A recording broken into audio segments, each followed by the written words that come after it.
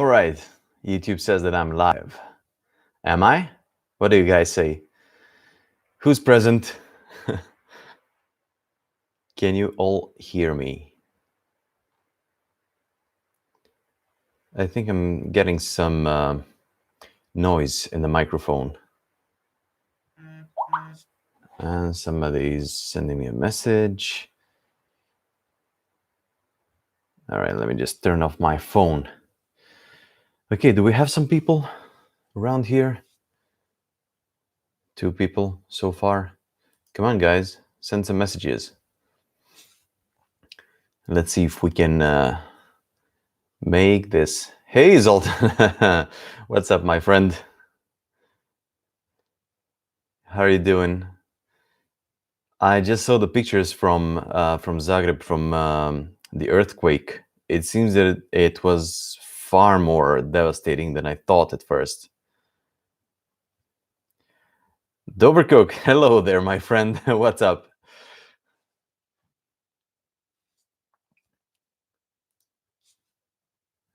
Yeah, I'm connected through the phone. The internet is down. Oh, that sucks. Oh, well, I guess we're gonna have to... Still waiting on what? Yeah, hopefully you have enough of internet data on your cell phone, Zoltan. Let's see if we can make something out of this chat. Oh, waiting for me. Well, I'm here. You don't have to wait anymore. Okay.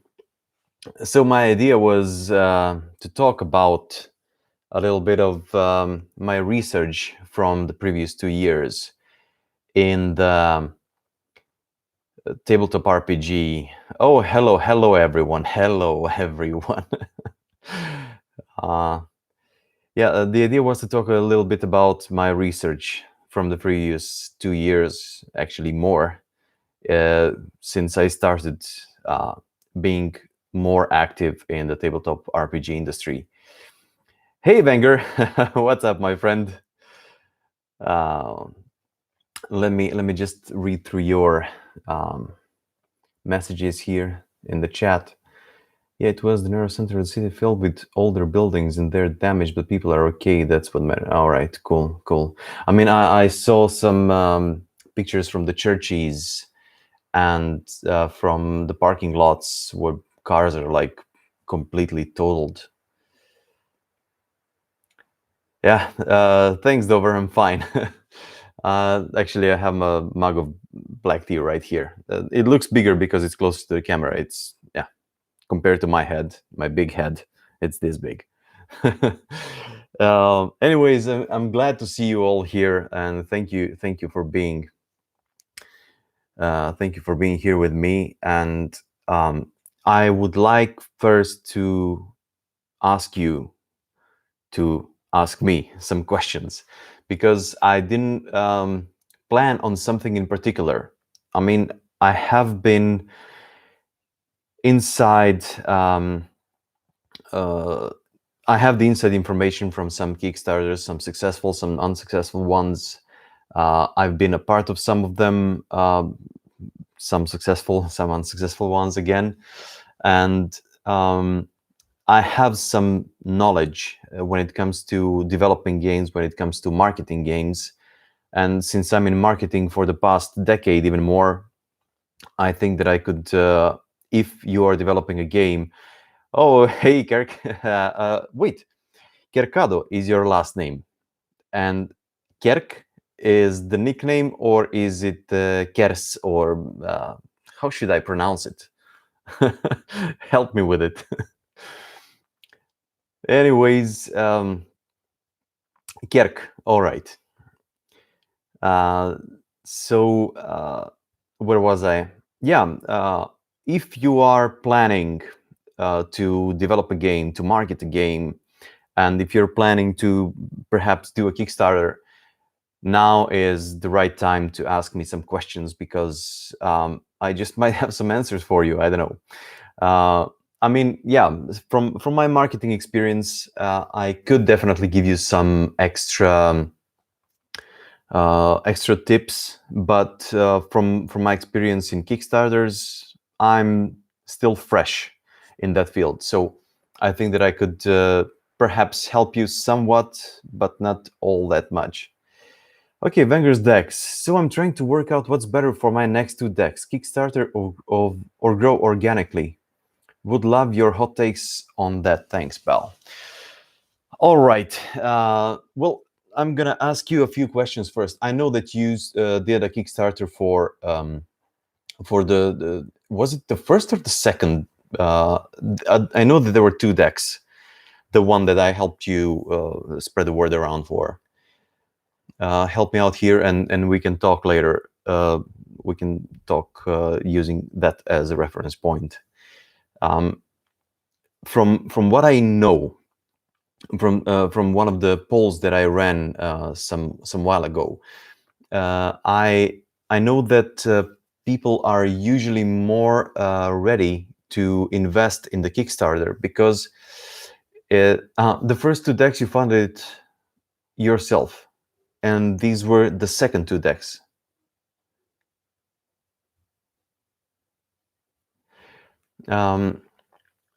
People are more ready to invest if you are making a Kickstarter. I was actually running a poll about that. I was thinking like either pre-order Kickstarter. I had actually let me check on Twitter because I know that I have it somewhere. You can see it in my moments. I know that it's that Twitter closed moments as an option, but they're still around. So let me just try and find that to find that poll and tell you more about it. It's gonna be a long search, I guess.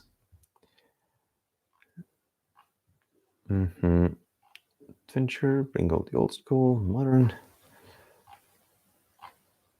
One-shots, campaigns. Yeah, people like campaigns more than one-shots. I wonder. Fast. I found them. I'm still searching for it.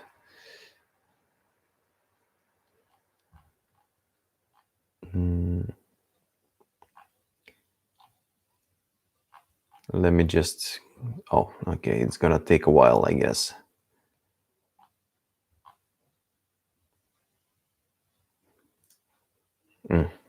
All right. Oh, hey, Manufactor. What's up, my friend? Glad to see you here.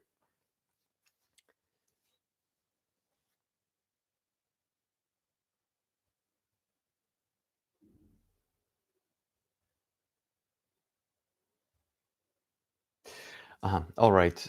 Wenger's deck says, yeah, I'm wondering about my next two decks. Kickstarter takes a great percentage, I understand, so wondered about pre-order. All right. Kickstarter takes 5 to 10% from what I know. And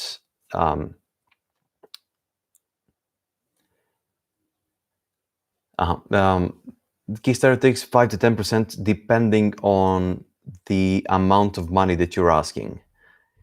At least that's from my experience. I never ran a Kickstarter myself, but I'm intending to do it for the game that I'm designing right now, and hopefully, I'll be doing it like next year, February, maybe March or April.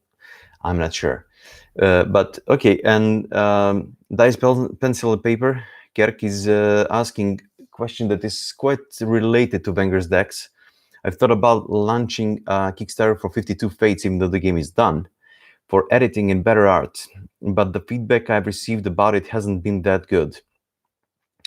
From my experience, from what I know,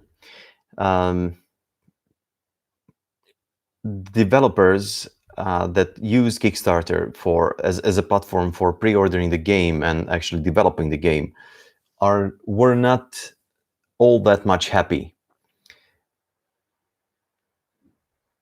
I mean, feedback about, yeah. I got it. I got it. So the people, developers, game developers that use Kickstarter were not that much happy with it because, okay, one thing, it takes a lot of money. Another thing, it takes extra money because you have to invest in marketing, especially Facebook marketing, SEO, and um, influencer marketing, meaning paying some influential magazines, online magazines, and review sites, game reviews or whatnot, to review your game and give a good opinion and a good review of the game itself.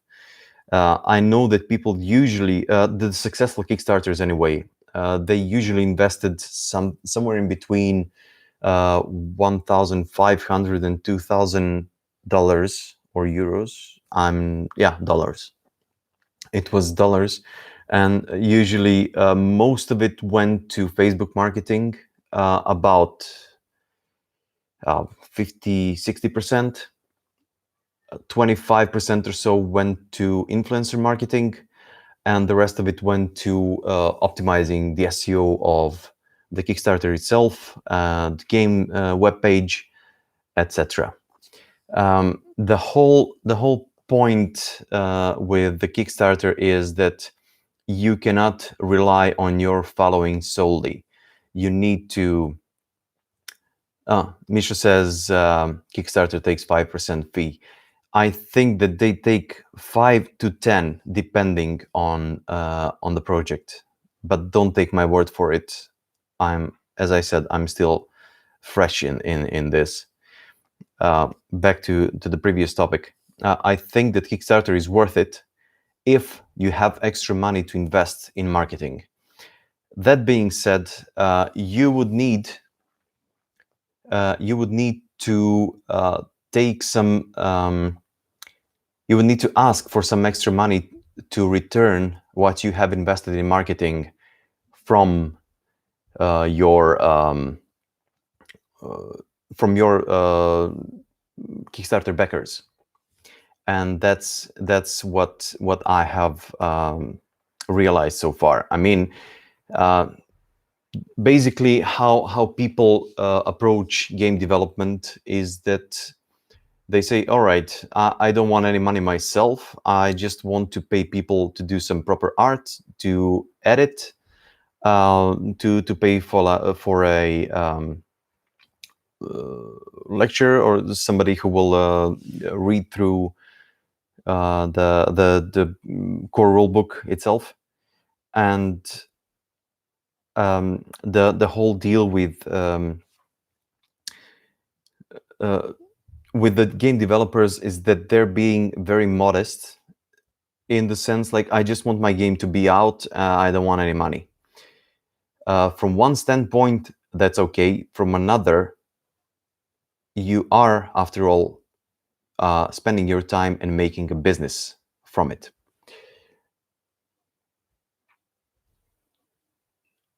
So it's about increasing your target to account for the Kickstarter fees, shipping, and so on.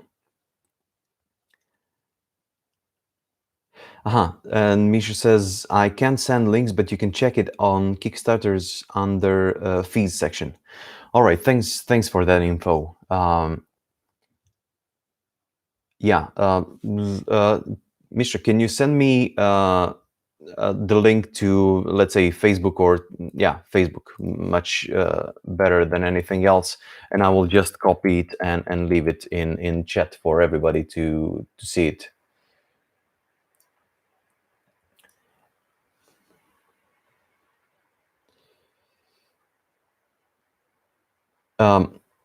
Dice Pencil and Paper says, I don't think that's a healthy approach since it lowers the price bar for everyone. What exactly do you have in mind? I didn't catch the reference here.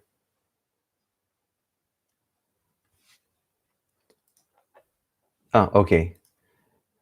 Misha sent me a fees for. Oh, this is fees for the United States. By the way, speaking of which, if you have If you are in a country that cannot apply for the Kickstarter, you need to search for a partner. Anyways, a partner from some country that is applicable. Most likely either UK or US. I mean, that's what's gonna. Yeah. All right. There is a drop-down menu on Kickstarter, so you can choose actually. Yeah, United States. All right. I can see it there on this website. Anyways,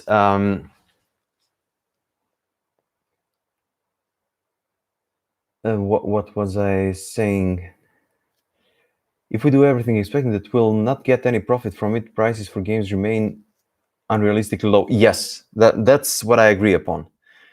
At least that's what I've seen so far. I agree. And speaking of which, from what I understood, another poll that I ran showed me this, that people actually like proper, nicely done art, because that's what sells the game.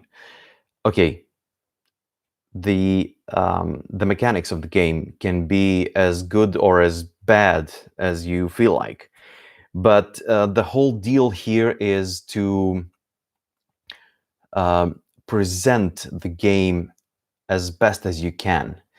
That's why I made this team here in Serbia that can actually help you publish your Kickstarter page and do the campaign and everything for a much lower price. Meaning, do the video, do the animations, do a proper artwork and things like that. But also, taking Kickstarter in consideration, you need to have in mind that the stretch goals are also important. And another thing, speaking of stretch goals, you need to leave some of your game to be unlocked, so to say, because people usually don't trust the games that are low priced, so to speak. I mean, the campaigns that are low priced, in the sense that if you're asking for, I don't know, $2,000 for an RPG, I think that people are not gonna buy it, because usually the successful RPGs cost more. And this is just my opinion, but I might be wrong. To me, it seems that people that are investing into your Kickstarter campaign are actually thinking this way, like, I'm investing into something that's going to cost $2,000. What can be done with $2,000? Is there going to be a good art? Is there going to be good editing? Most probably not. And I've seen the projects that cost as little as, let's say, $1,000 or I don't know, 2,000, 2,500. And most of the projects that I've seen that take themselves seriously but do not ask serious money, they're not being funded. I'm not talking about Zine quests and things like that, zinies and similar stuff. I'm talking about serious projects. Okay, I wasn't reading through your messages. I'm just gonna go through that.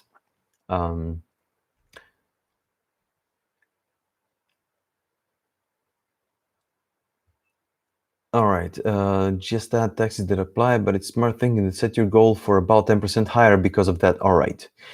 Plus, thank you, Misha. Plus, if you are doing the Kickstarter with a partner from another country, such as US or UK, have in mind that the partner is going to ask for some 5%, maybe even 10. So additional 5 or 10% is going to be needed, and you would need to ask for that. I agree with Kirk, and I'll add this. We have a real problem with AA and AAA developers, which keep the tier prices artificially low because they can count on the sheer number of backers. That's right, Zoltan. And Kerk also agreed. While indie developers can't really have such prices because they can't count on massive support. I agree and disagree at the same time. I will elaborate on this. Basically, what you're saying is that the initial goal must be a balance of presenting a reachable goal, but something that also shows there will be serious effort put into it. Exactly, Kirk. I'm thinking that if you're asking for a serious development money, people are going to take you seriously and expect that they're going to get a serious product eventually. Manufacturer says, you're right, there is no way only one person can do all of the game development and design in order to set such a low price. That is right. For the time being, the game that I'm designing right now, there is two of us, let's say, in the core. One of them is here in the chat. I hope so. Wave Design, are you still here? There is 2-3 more people involved. So there is 5 of us just for the beginning, and there's going to be much more people. Taking consideration, what are the people that you need?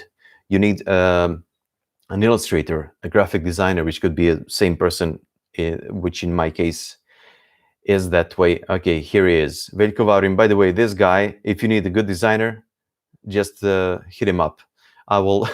let me just give people your Behance page, so you can all check it out. And one more thing. Where was I? Yeah, you will need illustrator. You will need designer. You will need somebody to look through your texts, an editor. You will need playtesters as much as possible. You will need a marketing, someone for the marketing, because okay, the best marketing is done by the developer himself, themselves. Okay, I'm not going to be gender specific here, but the developer can do only so much. And what you need is somebody that knows stuff better than you do. My recommendation is go with friends. Ask your friends if they're interested in co-developing the project with you, and maybe try to give them an incentive. Okay, let's all develop this project together. Do the illustrations, do the design, do everything. And once we do the Kickstarter and launch it and get funded, we'll split the money. I mean, splitting the money, it sounds like very, hey, Simat, what's up, my friend? Splitting the money sounds vague. What we agreed in our project is that we all need to basically write down how much time did we spend on developing this game. We all have our hourly rate, and our hourly rate is going towards the end price. So basically, it's going to be the time that we spent, the money that we invested, and yeah, I think that's pretty much it. But okay, of course, you can include some of the other things here, like the equipment that you own, or I don't know, the life expenses for the time that you were developing the game. But I think that that's too vague. From my point of view, maybe ask for another, I don't know, 10% from the backers. And yeah, also speaking of backers and backing the Kickstarter, take this in consideration. As I said previously, leave a part of your game locked, so to speak, so the people can actually unlock them with with their stretch goals. By that I mean, give them like the low fat and high fat content separately. The core of the game would be the low fat, meaning the very basics.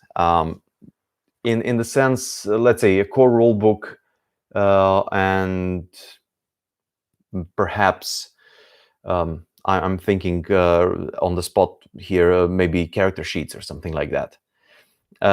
Or you can go like for enhanced character sheets as a stretch goal, or you can go with the custom dice, or you can go with cards, or whatever. You know, the whole deal is that people need achievements.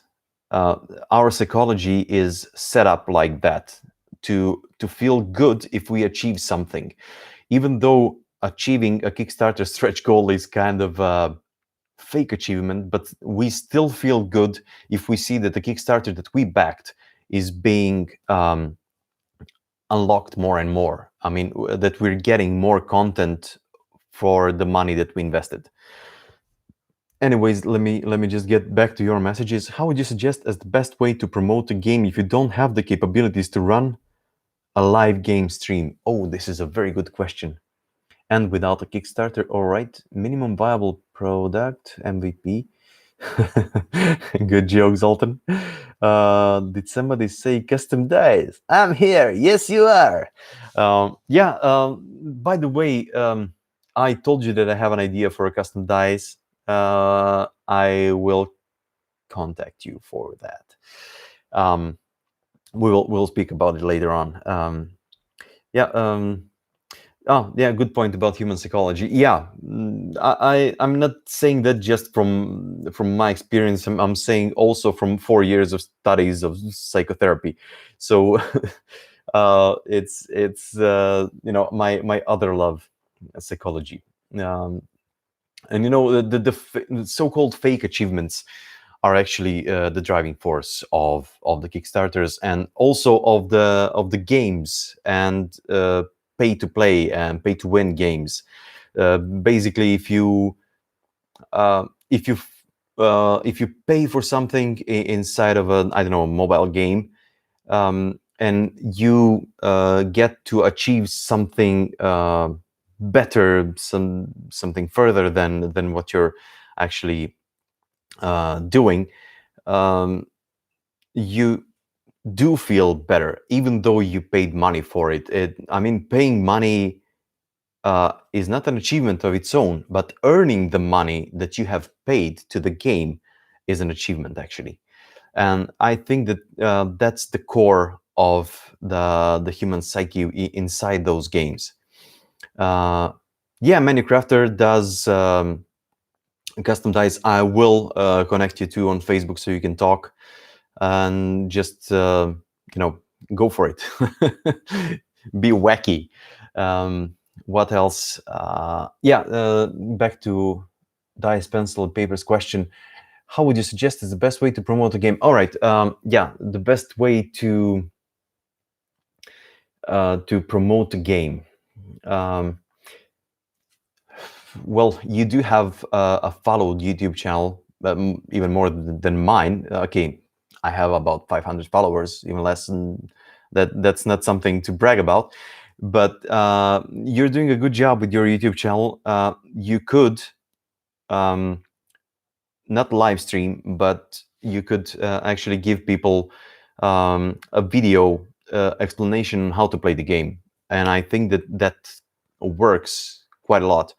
Hold on, I think I have some messages. Yeah. Oh, come on. Manufacturer, please don't send me memes while we're streaming here. Because we're having a serious conversation, dude. Hey, Philip, what's up, my good man? Yeah. Yeah, I'm thinking. Yeah, I will do more of these definitely.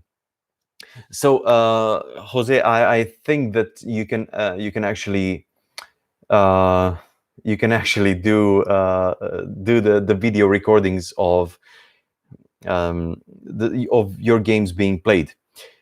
Sorry, not sorry. Yeah, of course you're not sorry, you little bastard. Yeah, keep up with your YouTube channel. I think that that's a good way. Also, I think we already had this conversation about an explanation document for playing the game. If my memory serves me well, you sent me one of those some time ago, and I was going through it. Yeah. It was for not for 52 Fates. It was for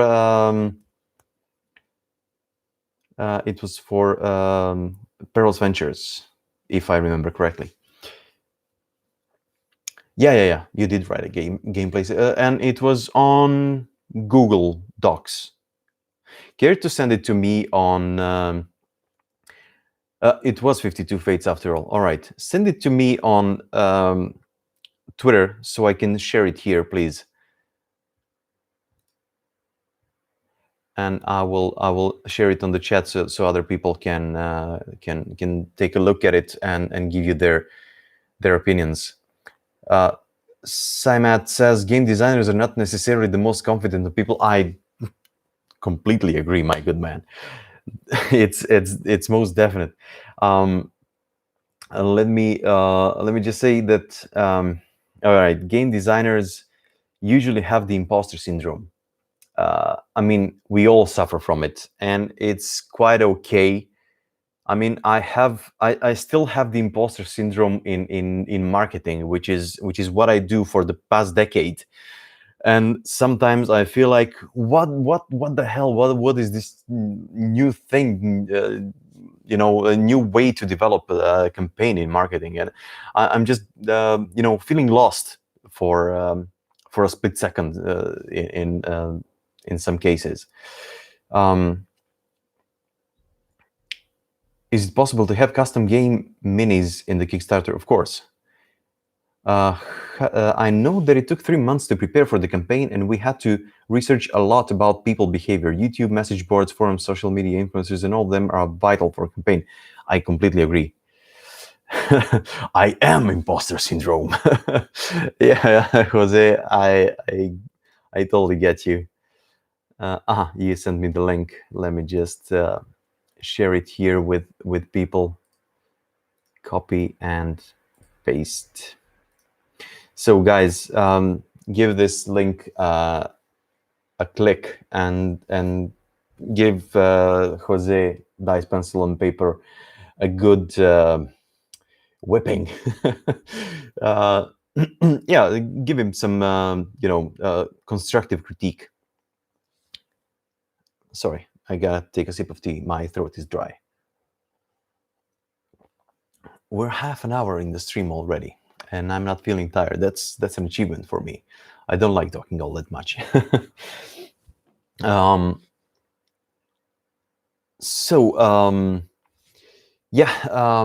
Let's say, giving those game examples is also a good way to introduce people to the game.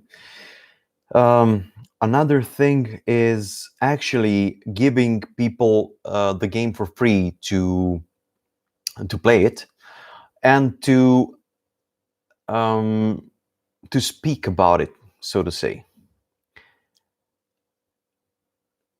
Let's see the other questions. I have some knowledge of human psychology from playing games and thinking about how people played. It's fascinating. Yeah, it is indeed, especially especially when you think how people act through their characters. That's really crazy.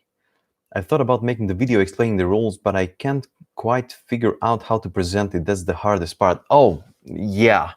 Yeah. Well, you actually have some YouTube channels that do that. Actually, speak about the games that you can play, mostly tabletop games, but never mind. I mean, it's pretty much the same thing.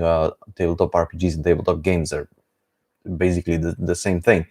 And you get to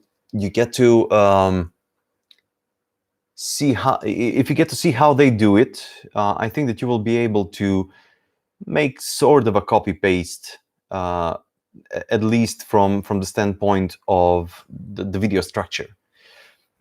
Try it out. Now I don't remember exactly. Let me just try and find another YouTube channel that does that. Oh yeah, Geek and Sundry. They're doing it. I mean, they have this channel that's explaining how to play some games. Oh, okay. I'm sorry. This is not the virus, I swear. So yeah, okay. Misha, the guy that is in the chat with us right now, he was actually a part of this project. Take a look at it and try to see some try to take references from that project on Kickstarter, and by all means, he's a guy willing to answer any questions. If you want to connect with him, we'll do it, of course, no worries. Wait, Geek and Sundry is a good resource, yes. I've seen those usually for board games, but I guess I can get some ideas on presentation. Yeah, exactly. You can definitely get some ideas on presentation, and I think that it would be how to say, a good reference point. That's what I wanted to say. I'm just failing to have the words. Yeah, thank you, man. Thank you. You're good people. You deserve all the praise. Uh, oh, Jose, thank you for sharing the live stream. All right, now let me just see. I got some more messages here. No. Okay, nothing important. I thought that some of them were from you, but okay. Anyways, yeah, that was my idea from the top of my head. Anyway, what you can do. As for as for the further presentation of the game, yeah, you could even rely on other people. Like people ask me all the time. Okay, I don't always have the time to do some reviews or read-throughs, but when I do, I'll gladly do it, especially if it's a short game, which 52 Fates and all the rest, and Pearl's Ventures is. But yeah, I mean, the people that I play with usually don't play anything other than Pathfinder, so I don't think that we will be able to help out with that. But I will gladly look through the document and try to give you some more insight of my own. I would very much love to hear you talking about the analytics of the job in detail, considering the D&D industry. I know that you have a lot to say about it properly, so maybe in the future videos. Yeah, Pathfinder junkies indeed. That's what we are. I mean, I worked on Black Void with Philip, the guy right here, and yeah, I still haven't properly played it. The two of us played it just once, and I have the one-off adventure. I have the long adventure, and I have some ideas of my own. But yeah, Pathfinder junkies. When I wrote Spy Master, I had some excellent folks step up to help even in the smallest part. I was so grateful. Of course. I mean, anyone that could help you during the game development is a great human asset. I mean, people that would give you their insights are the most valuable resource.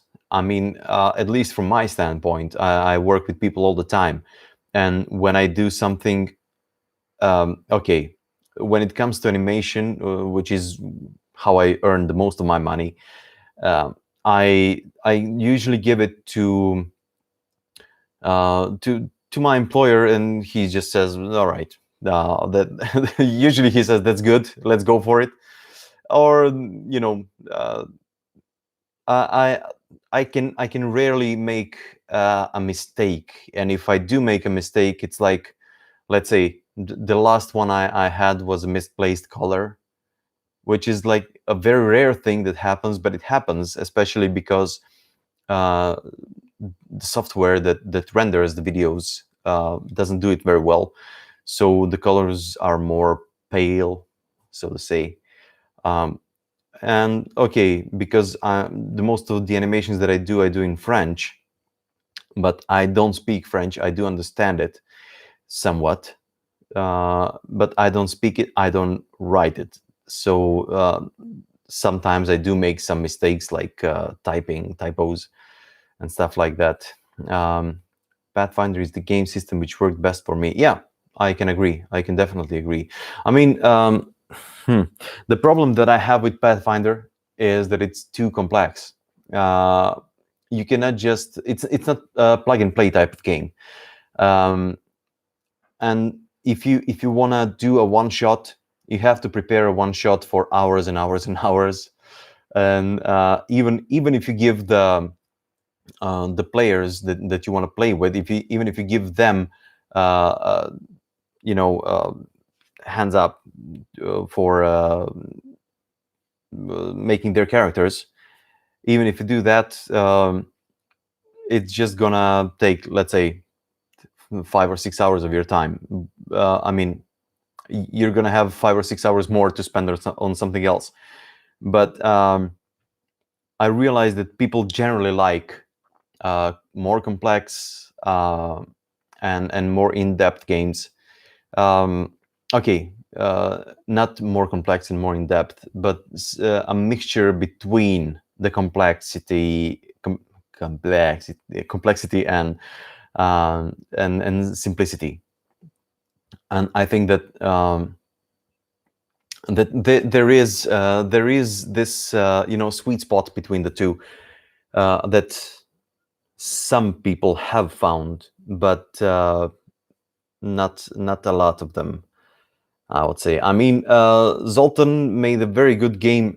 Zoltan, would you please, if you're still here, send me the link to on Facebook in a message so I can share it with people here. I actually liked that game. I think that Pathfinder fans also are very much into detailed character design in terms of powers and capabilities. Yeah.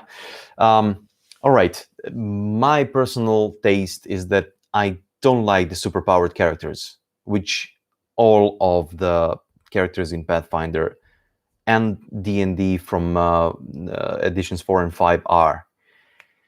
And I don't like that very much. So I had this one-off with Pathfinder where I gave them non-magical classes. I mean, I designed the characters myself, um, and I built the world for that one-off without magic. It was a heist game, and that's the type of game that I like. Even though someone said that it's basically Blades in the Dark. Okay, just a second.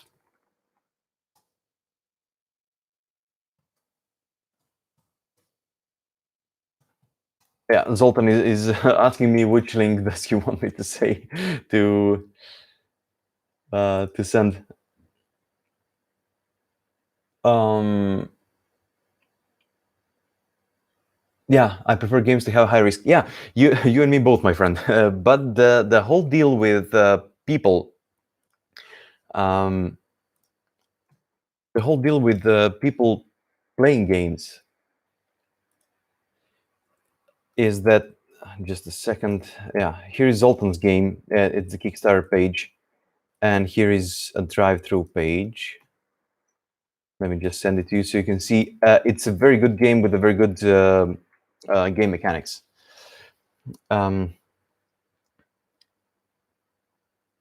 Yeah, what I wanted to say. You and me we are like old school gamers. I mean, we both play for 20 years, maybe even more. I mean, I know I play for 25 years, and the whole deal with us old school gamers is that we like high risk games. But if you see, let's say, kids 15, 20 years younger than the two of us, um, it's they just want to be overpowering. You know, it's just how they are. You know, uh, with this with the new technologies and everything, you get to have you know, people being courageous from the distance of the web, you know, the online cyberspace. And the whole deal with that is that they're just the keyboard is giving them a lot of power. It's giving us a lot of power, you know, and that's why we have the, you know, call out culture and everything of the sort. Oh yeah, you're right upon this one. There is a lot of influence from computer games in terms that you always survive, you resuscitate. Yeah, you're right, and that could be very much true. And people are usually introduced to the computer games first rather than the board games. It was the opposite with me. I expect the same with you. I mean, I used to play some computer games, but back in the day it was like Golden Axe and Mortal Kombat. The, the rest of it was just, you know, uh, some games. And I remember the good old Commodore 64. I used to ruin that thing. And they also have the attitude of confronting everything they face. Yeah, yeah. Sometimes you have to avoid confrontation. Of course, of course. I completely agree. Therefore, the need for superpowered characters. Yeah, I mean, I played with my guys, Rise of the Rune Lords, the Pathfinder campaign, and we played for 2.5 years, I think, something like that. And at some point of time, because the DM allowed us too much, I mean, we crafted items, and if we can craft items, we break the game. That's it. And especially the pre-made campaigns such as that. I mean, he did improvise and adapt, but not enough. Anyways, from my standpoint. But the whole deal with that is, I don't know.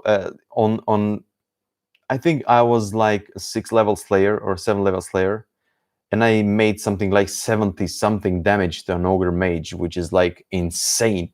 I would never expect to do that, let's say, in D&D second edition, or Rifts or Palladium or something like that. I mean, it's right down insane. And the combat just we wanted to finish the game. We had like good characters, we had good story development, we had good character development, and we had this, and we even wrote stories about the characters. It was really, really good. And I remember we wanted to finish the game, but it was the first time in my life that I cheated when I threw dice. I don't know how many times I said, okay, it was a critical hit, just to finish the combat more quickly, because the combats, the DM was trying to give us like a lot of minions and a big boss and 3 small bosses and I don't know what. And I was like saying, okay, it was a critical hit. Okay, I confirmed it.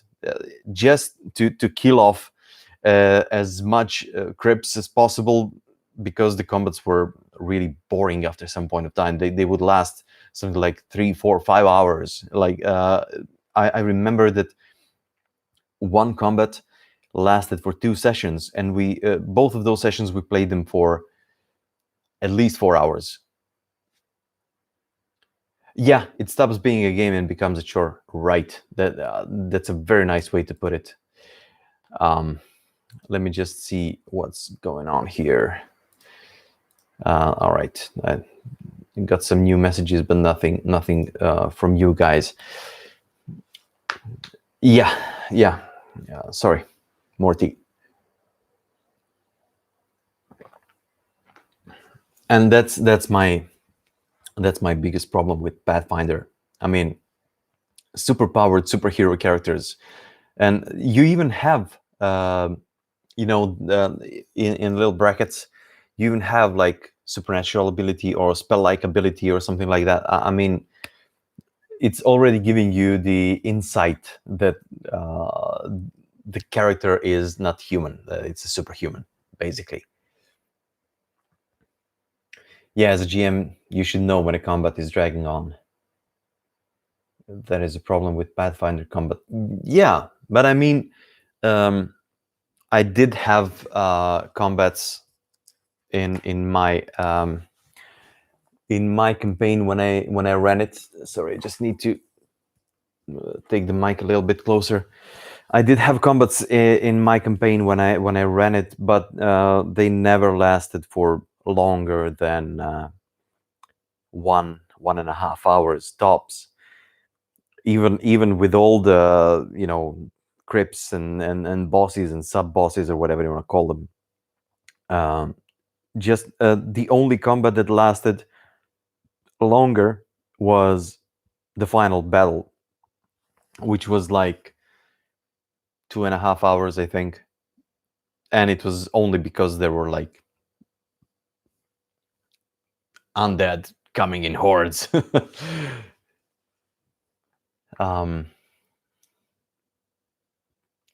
Simon, yes, one thing I strive for is to keep things flowing. That's why I avoid extreme crunching games. Exactly.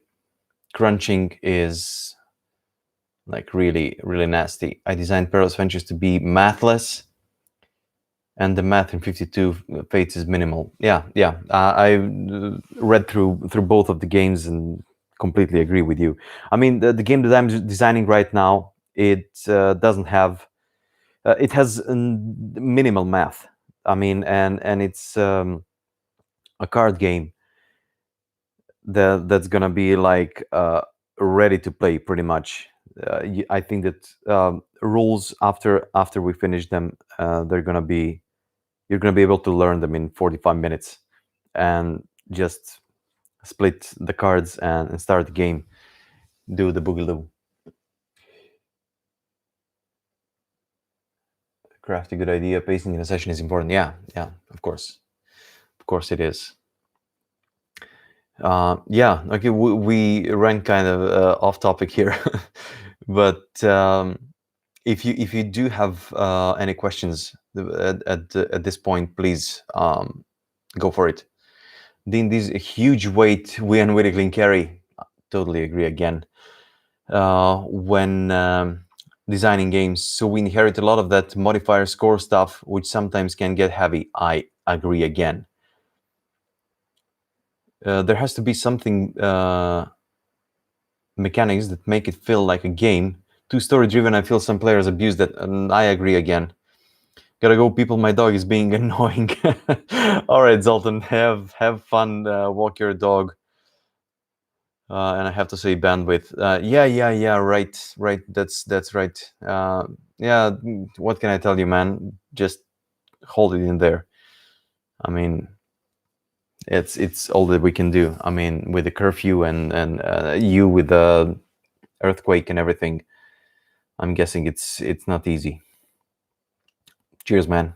Best of luck to you. Where were we? Yeah, the weight of D&D. I completely agree. Whoever said that, I'm. Yeah, Jose, you were totally right. I mean, the weight of D&D is a big weight on our shoulders, because right now it went from the satanic panic in the 80s, from being just nerd thing back in the 80s and 90s to being like the most popular thing in 2010s and even now.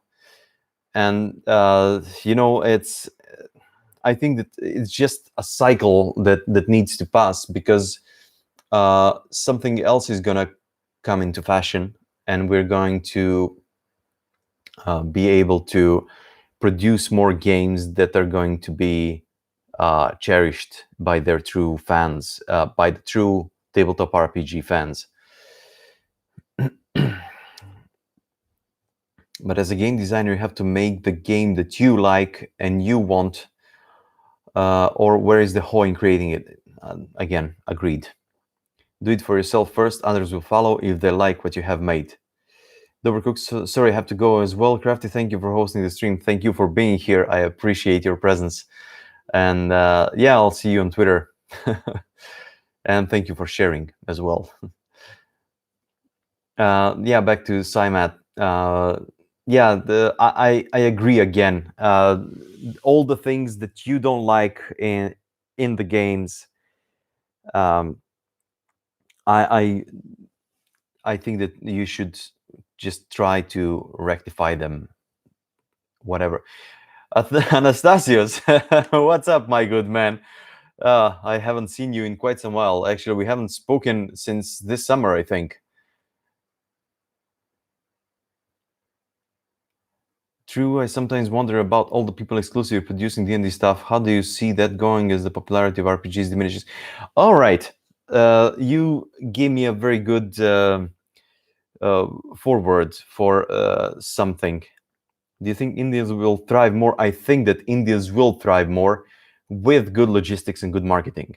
That being said, back to your previous question, I hope you're well. See you later. See you later.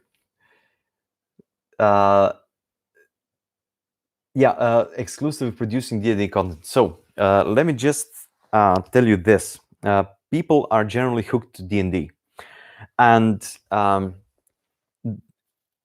through D&D, they get hooked to other games. Okay, I think that 60-70% of people, I'm going to be optimistic and say 60. I think that most 60% of people don't play anything else other than D&D 5e, which is the most popular game right now. But if we can grab onto that train, produce some D&D 5e content, just to show people that we can do content production, or game production for that matter, and then give them something smaller, something in our style, in our sensibility, our mentality, whatever you want to call it. I think that if we do that, we will be able to convert D&D 5e players to indie lovers. Not all of them, of course, but my my standpoint is just the common statistics of the social interactions, in the sense 2 to 4% will be instantly into your game, into whatever you serve them, and the rest of them will be more likely to either wait. Another 16% would be perhaps reluctant at first, but still try your game, buy it, and start playing it. And yeah, and I think that actually my standpoint for the game that I'm designing right now was this. I will give you a dungeon crawler for where you cannot meet up with your friends and play your weekly D&D session regularly. So basically, for the people who don't want to waste time because 1 or 2 or 3 players are missing, they can gather up and dungeon crawl this this game, because it's going to be a very easy setup. And from my calculations right now, a single round would last something like not a single round, a single game would last about 1 hour or so. Yeah, kind of fell off Twitter and everything, and now especially things are very busy for me and Chris as well. Oh, by the way, where's Chris? I sent him some messages and he didn't reply. I mean, I guess he's still in the army, but how's his father? Basically, create a D&D product as a marketing tool in a way and not being cynical. Of course, that's exactly what I'm talking about. That sounds pretty damn cool. Yeah, that's my standpoint and my course of actions. Because right now I produced the fumble table, the crit table. I'm gonna produce some more content, like I don't know, special equipment, and something like Anastasios and Chris produced. The Anastasios, please remind me what's the name of your D&D 5e supplement. I keep forgetting. Something tools. Oh, my game sounds damn cool. Oh, thank you. Yeah, once it's ready for let's say distribution among the trusted people, you will be one of the first to get it. No worries. Enchanted tools. Would you? Yeah, it's on drive-through. Let me just find it. Anastasios, could you please send me the link to it on Twitter, because I cannot find it. I cannot find it on drive-through right now.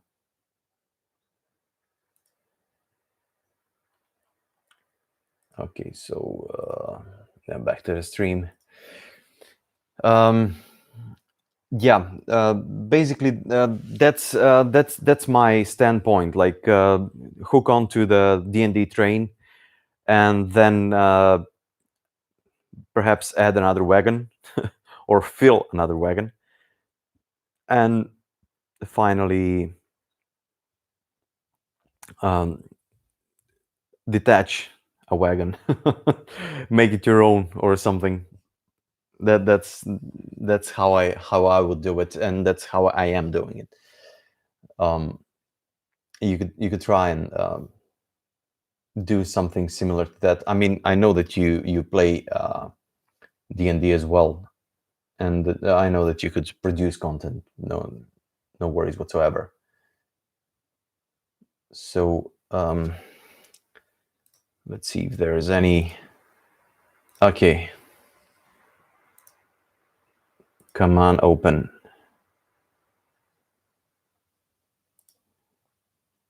All right, DM's Guild, Enchanted Tools. Here it is. Basically, do a Wild West heist on a D&D train. Yes.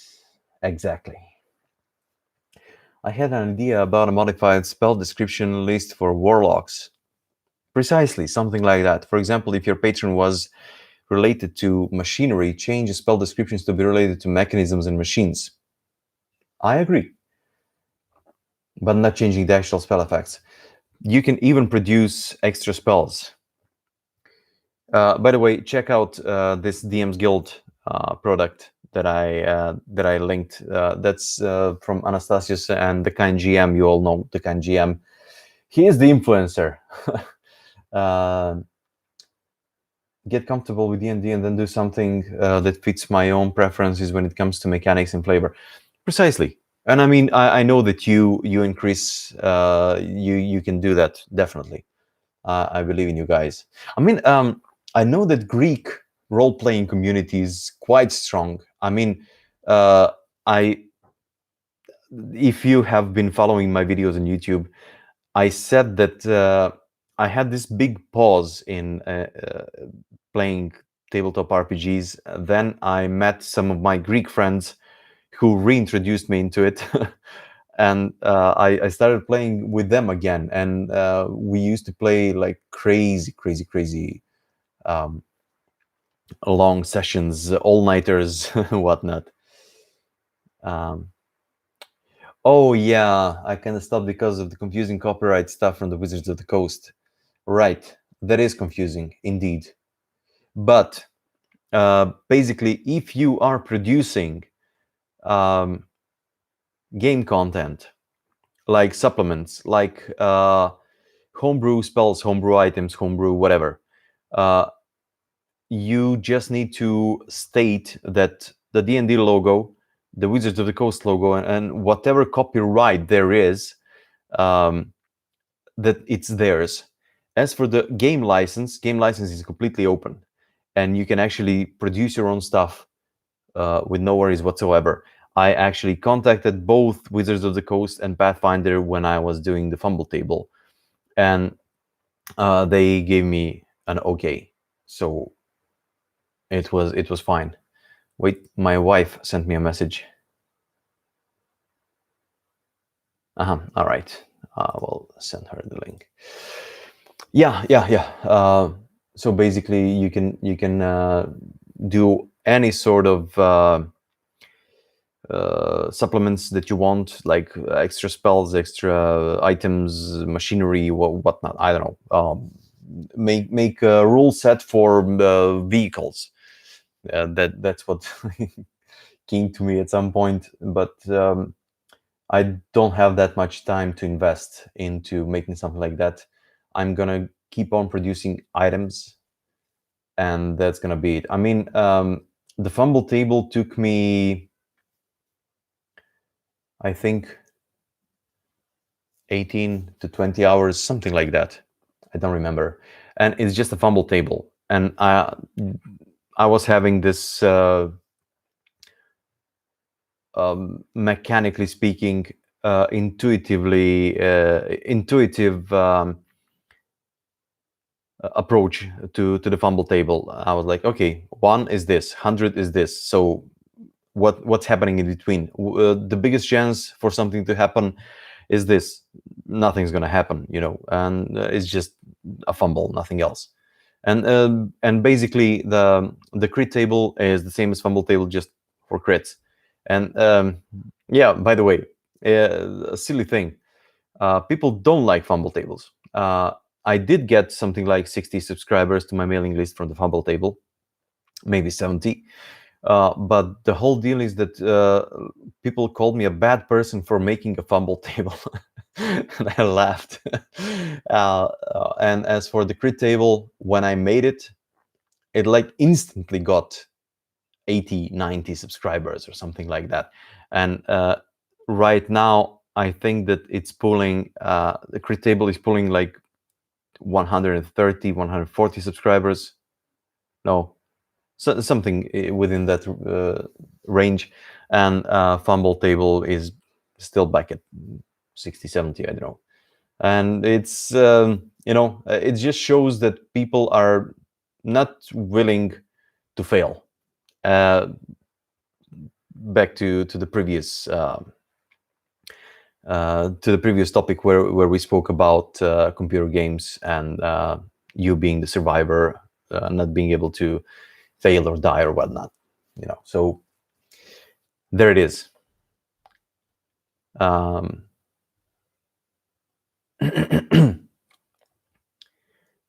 Anastasius, you're still here?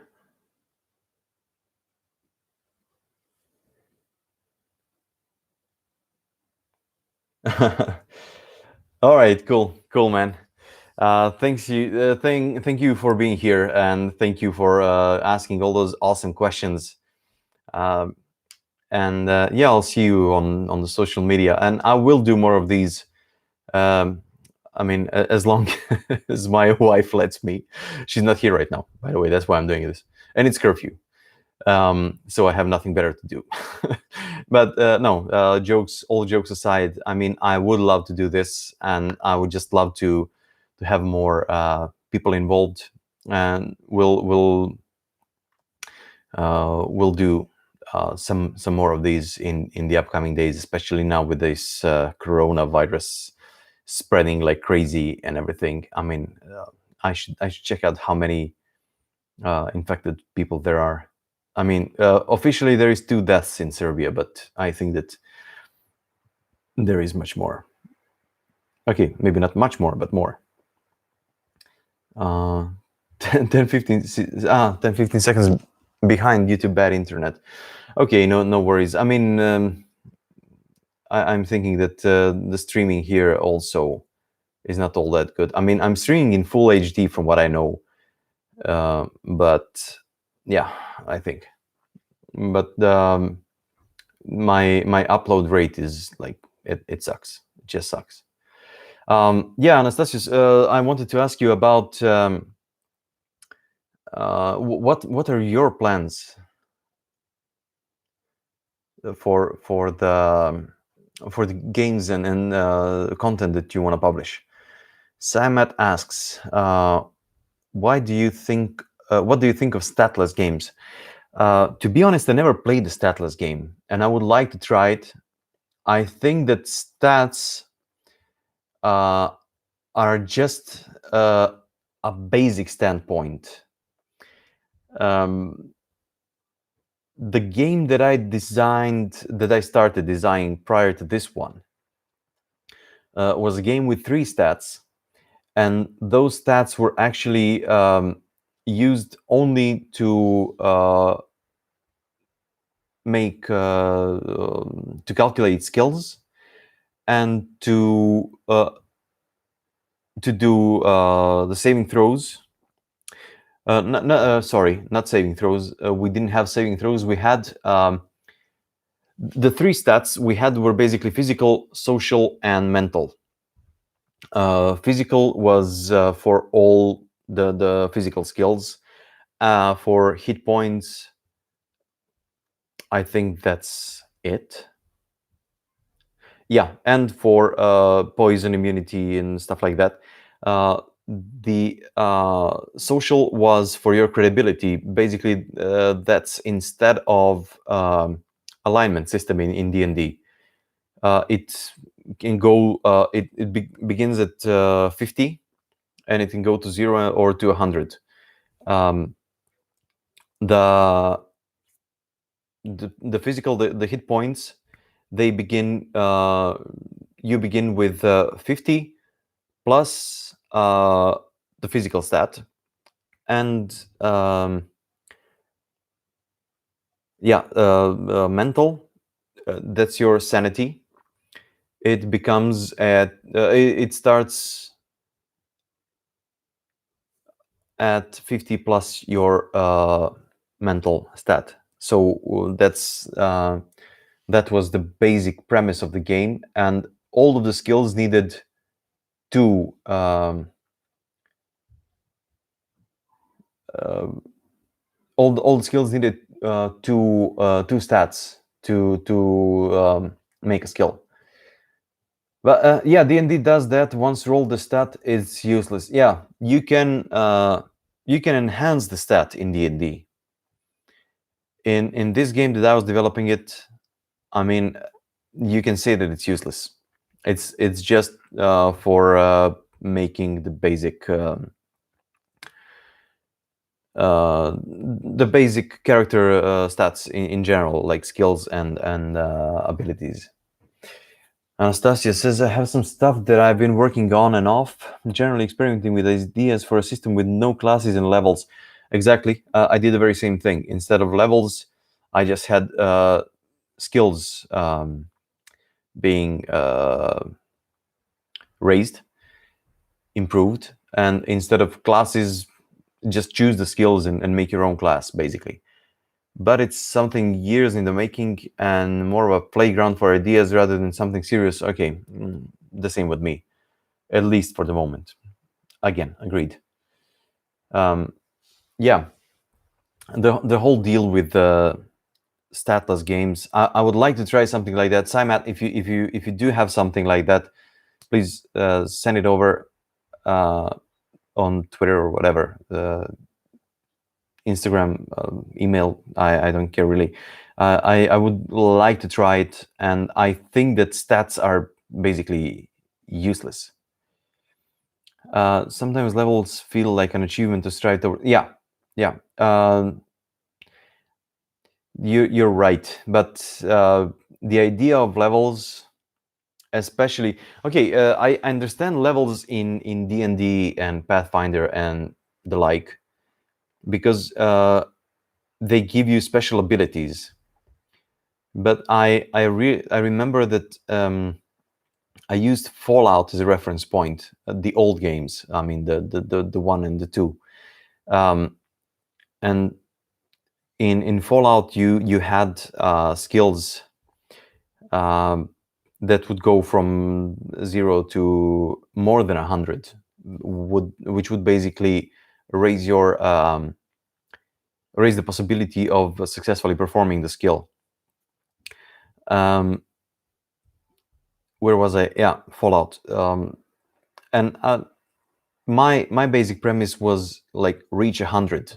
If you're good at some skill, you can basically just automatically succeed. Just throw the dice in case you just critically fail, because that's also a possibility. But the whole deal is that if you're good at a skill, you cannot fail anymore. You can just, let's say, mess something up, but you can have something like 5 skills out of, I think I cut it down to 30 something or 40 something, I don't know. But in the end, you can have like 5 major skills, and the rest of them that you can, as in real life. I mean, I'm not a construction worker, but yeah, I'm quite skilled in actually flattening the walls with the plaster, which is a skill, I guess. And I learned it by failing, and you can actually do that in the game. I just don't know how to. If you have an idea, tell me how to make a game without stats, that and which would be the standpoint to develop the skill from. Wait, let me just read what Anastasia said. Plus, something that bothers me is the following. Sometimes I feel that players pick a build to follow. I agree, rather than a concept. Again, agree. For example, the Sentinel Polearm Master combo, or some other specific build. Yeah, okay. Rather than something the player thinks of and enriches with their own ideas. Exactly. That's why I like Fallout. Pick the skills, use the skills, build your own character. You don't need to build a rogue. You can build a guy that's good, equally good in pickpocketing and healing, let's say.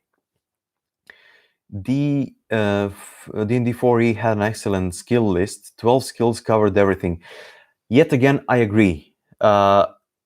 But if you're making a skill-based game, if you hear something that's the neighbor's shower,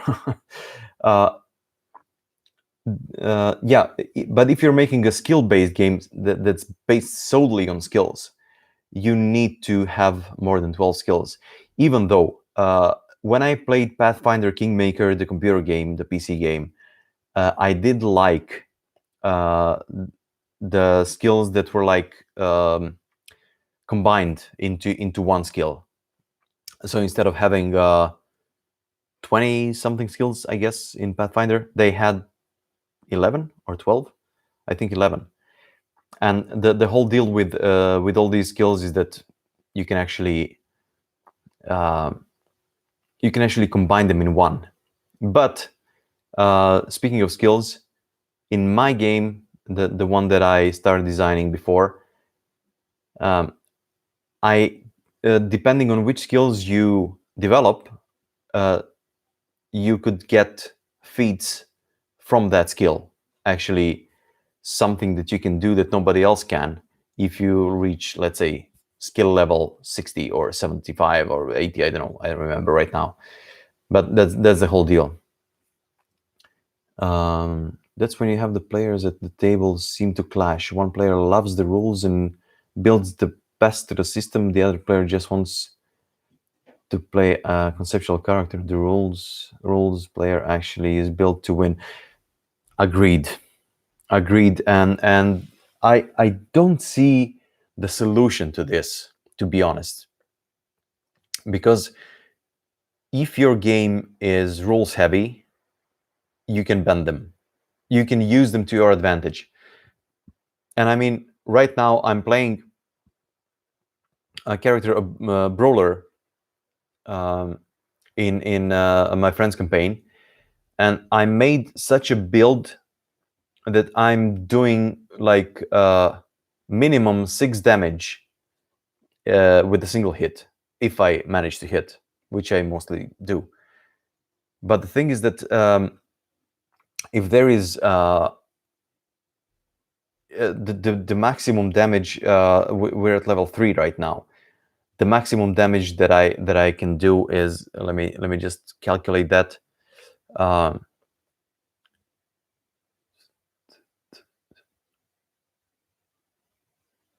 I 6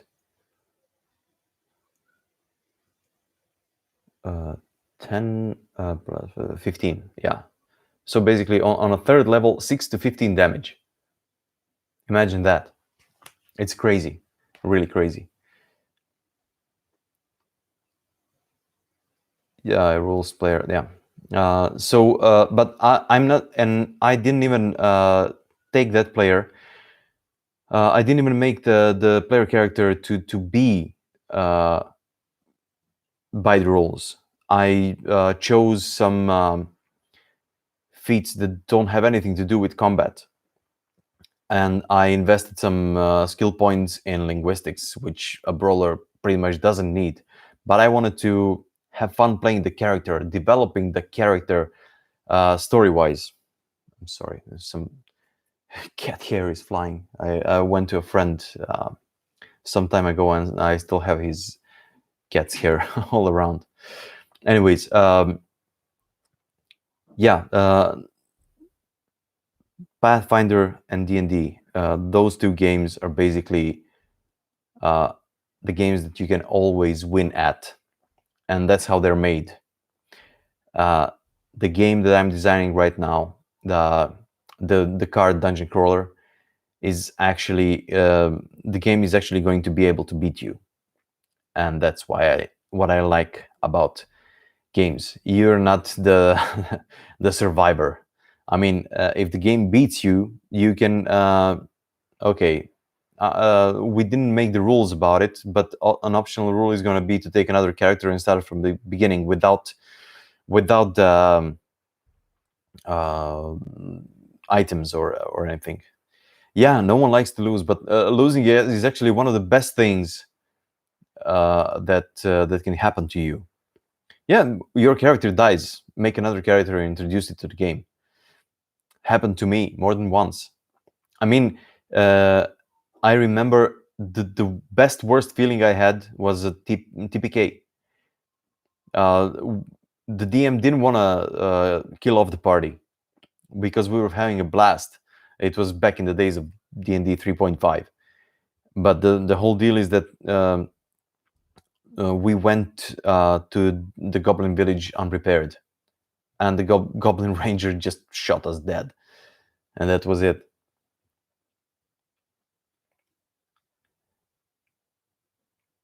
Yeah, if it happens for the best reason, I agree. Have you tried Open Legend? I had high hopes for it, but ultimately I felt a bit disappointed, mainly with its combat. I didn't even hear of it. Care to tell me more about it? Or just send me the link to Twitter or something.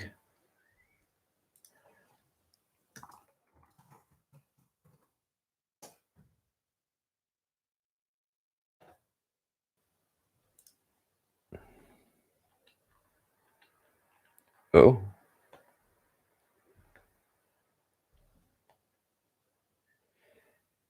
All right. Open Legend took so long to arrive after Kickstarter, I lost interest in it. Oh. Yeah. Oh, good point, Sai. That's, well, that's what happens with Kickstarters. Usually people start off unprepared. And that's how it ends up. I mean, I remember that even Black Void took something like 6, maybe 7 months to get delivered, and that's kind of a problem.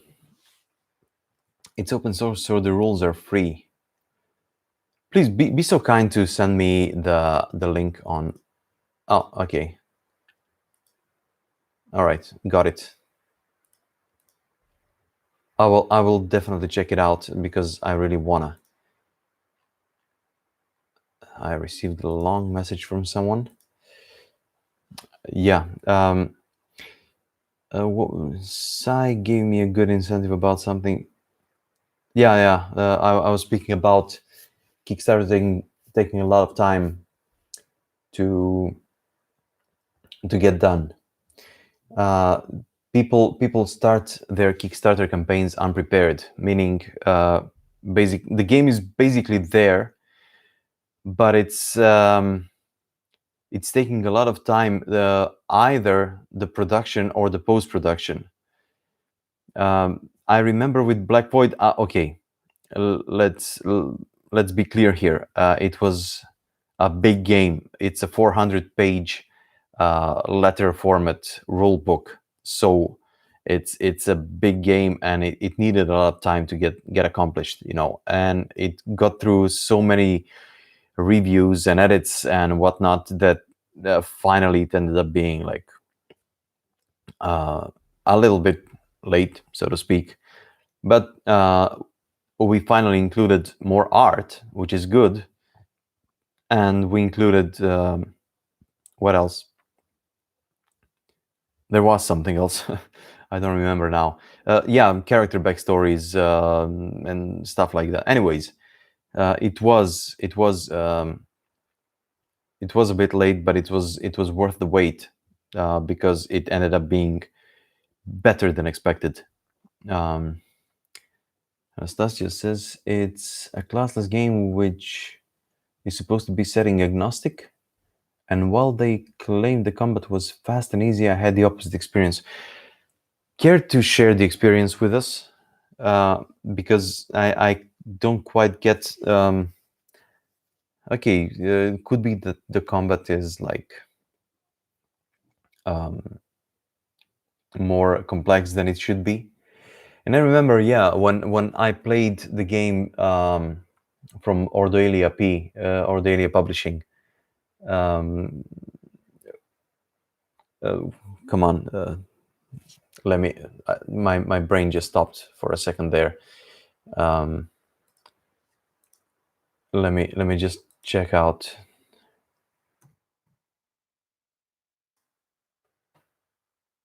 What's the name of the game? Yeah, Domains. Damn it. Domains is is very easy combat wise. I mean, just throw some dice. I think that it's 3 or 4d10. I forgot, and the combat was like easily finished. But it's a survival horror game where the combat needs to be fast paced, and you can actually die in that combat or get seriously wounded or whatnot. I don't know. Anyways, it's Philip made a good combat mechanics for that game.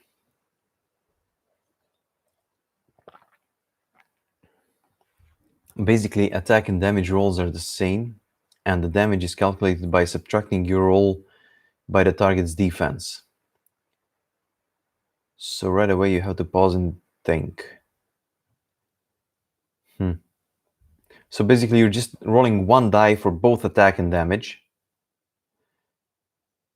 and subtract that from subtract the defense from your score. Oh, I get it. Small numbers below 50. It's still something that takes time. Yeah, okay. Subtracting is less. How do you put it? It's plus the rolls use more dice according to your stat level. Oh, okay. I get it. Subtracting is less intuitive than adding, which makes a lot of sense in this case, and I realize why you say this, and you're right. Oh, okay.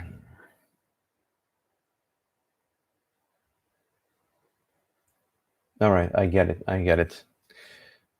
So yeah, we'll see. Yeah, but back to the Kickstarter and them taking long. If you really want to do the Kickstarter, try to have your game 80% ready at least, in order for the people not to wait for it anymore. And that's basically it.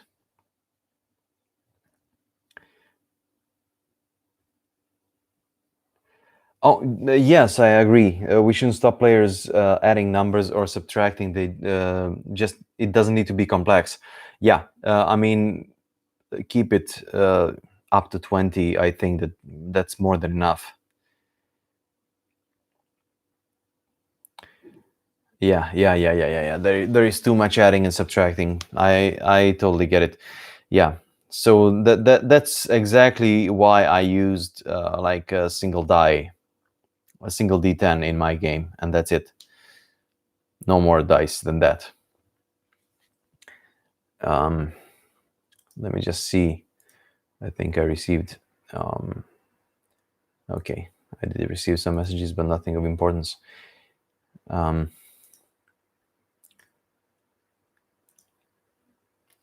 Okay. So yeah, let's get this little stream over, because I'm really getting tired here, and my eyes are getting tired. To have a game ready to print before Kickstarter, that's a lot of investment. I agree. You can't get too many on board. Who you then can't pay is if the Kickstarter fails. Yeah, that's true. That's true. I mean, I know that the mechanics and playtesting and editing could be done prior to the playtesting and the game itself. Yeah.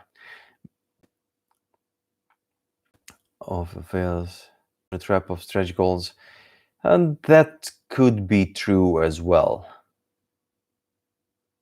And that could be true as well. The Kickstarter often fails to the trap of stretch goals. But anyway, yeah. Don't forget to load your shotgun. I won't, no worries. I actually have a crossbow here, a hand crossbow. Tough mother. Yeah. Let's keep it family friendly.